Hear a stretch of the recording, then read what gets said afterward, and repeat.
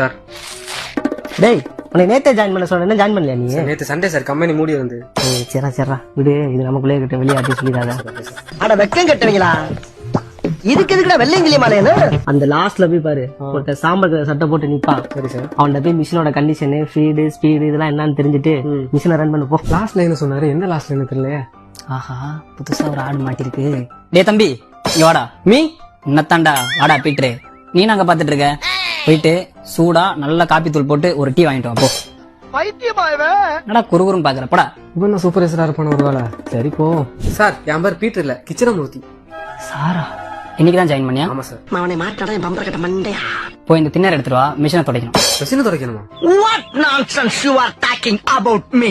Empty seat காலியா இருக்கு, அங்க உட்காந்துக்கிறியா? சொல்ற சைடா எடுத்துட்டு வா. இந்த பட்டனை நல்லா தொடச்சிரு, எந்த பட்டனையும் பிரஸ் பண்ண கூடாது. அது எப்படி சார்? அப்படியா?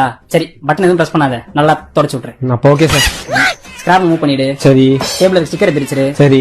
கீழே கிரீஸ் கலர் அதையும் தொடச்சிரு. சரி சார். ஆமா, அதுக்கு முன்னாடி எங்க வேலை பார்த்த? சோடு கம்பெனில 5 வருஷம் வேலை பார்த்தேன் சார்.